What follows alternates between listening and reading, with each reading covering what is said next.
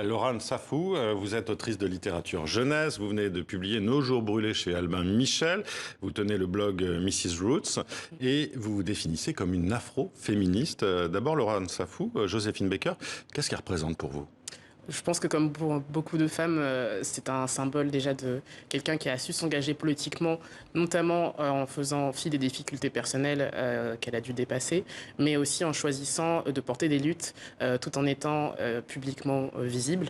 Et ça, encore aujourd'hui, c'est compliqué, puisque je pense que ma génération, qui, donc à l'heure où on parle énormément de cyberharcèlement ou même d'harcèlement, en tout cas dans la vie de tous les jours, doit faire face encore à pas mal de discours oppressifs. Donc si elle a su le faire à son époque, je pense qu'on peut tirer un peu d'inspiration de ça. Elle a ouvert la voie, selon vous? Comme beaucoup d'autres femmes, oui. Oui, comme beaucoup d'autres femmes, c'est vrai qu'il a été cité les sœurs Nardal. C'est vrai qu'il a, je pense aussi Qui sont un peu réhabilitées en ce moment, on en parle. Oui, tout à fait, tout à fait. Et puis surtout à des femmes aussi qui sont plus proches de nous. C'est vrai qu'on parle beaucoup de femmes qui, dont on retient les noms, mais je pense qu'il y a beaucoup d'anonymes, que ce soit dans nos familles ou dans nos proches ou même des personnes qui ont marqué en fait des parcours personnels, qui nous amènent, en tout cas aux femmes d'aujourd'hui, à avoir une conscience féministe par rapport aux difficultés que l'on peut rencontrer. Cette entrée de Joséphine Baker au Panthéon, que dit-elle symboliquement pour vous? C'est important? Je pense que c'est important dans le sens où on aura toujours besoin de symboles qui rappellent que le racisme, entre autres discriminations, la xénophobie, l'antisémitisme, ne sont toujours pas acceptables et ne le seront jamais. Maintenant, c'est vrai que rendre hommage à ces symboles, c'est aussi proposer des actes et des politiques concrètes de lutte contre ces discriminations. Or, on n'y est pas encore et je pense qu'il y a encore beaucoup d'améliorations qui doivent... Ce que vous voulez dire, malgré tout, c'est vrai que dans cette pré-campagne présidentielle qui est très marquée à l'extrême droite avec des thèmes identitaires, sécuritaires, c'est un symbole fort, certes, mais que c'est peut-être aussi une bonne opération pour Emmanuel Macron de se démarquer justement de ces candidats comme Marine Le Pen ou Éric Zemmour. Il faudrait aller plus loin encore, plus loin que le symbole. Il faudrait aller plus loin que le symbole, sachant qu'aujourd'hui encore, pendant que l'on parle justement de ce symbole-là, il y a toujours des personnes migrantes que l'on déloge, dont on arrache les tentes. Il y a toujours des personnes qui sont victimes de discrimination, même de violences physiques, pour la raison de leur confession religieuse ou de leur couleur de peau. Donc les actes, enfin les symboles, oui, mais les actes, où sont-ils? On les cherche encore.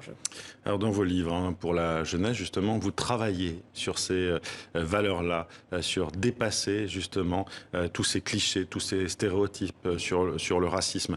C'est quelque chose aussi qui permet de diffuser, d'être pédagogue. C'est aussi ça, votre travail? C'est un travail militant, en fait. Oui, et puis je pense que c'est surtout s'adresser en fait à tous que de proposer finalement d'autres imaginaires où finalement beaucoup sont encore absents, que ce soit en termes de représentation de différentes minorités ethniques ou d'enfants ayant des handicaps, etc. Toutes les personnes que l'on voit dans la rue ne sont pas encore dans cette littérature que l'on prône comme étant universelle. Donc ma contribution à mon échelle est de proposer différents livres pour enfants qui abordent à la fois des thématiques qui sont liées à mon vécu de femme noire en France, mais qui sont aussi des histoires qui peuvent toucher tout le monde. Et je crois que c'est important de montrer que cet universel-là a différents visages. Vraiment. Dans une interview au Monde Afrique, vous disiez justement qu'il y avait un problème sur la diversité dans votre milieu, celui de la littérature jeunesse. Vous lui reprochez à ce milieu, je vous cite, d'attendre des lecteurs, quels qu'ils soient, de s'identifier à un personnage type. Très souvent, ce personnage type est masculin, blanc, mince, valide. Tout à fait. Et je pense que là où encore il y a toujours ce discours encore présent dans le monde de l'édition que c'est une prise de risque que de ne pas proposer un personnage qui correspondrait à cette espèce de modèle type, non, toutes les histoires ont quelque chose à raconter. De la même manière que moi, j'ai su m'identifier à d'autres personnages qui ne me ressemblaient pas. Pourquoi ce serait plus difficile justement de se sentir identifié par la petite fille Adé dans Papillon Noir ou même Sophia dans Demeure du ciel, qui est une petite fille qui voudrait juste rencontrer sa grand-mère. Donc des émotions qui sont propres finalement à toutes. Petite, justement, vous aviez des référents dans les littératures jeunesse ou pas? Pas du tout. Et c'est bien ça qui m'a marqué, enfin qui a marqué finalement mon rapport à la littérature, c'est d'avoir passé mon temps finalement à me chercher, parfois à me trouver et m'apercevoir par des personnages secondaires, comme je pense à Rémi notamment dans la bande dessinée Tom Tom et Nana.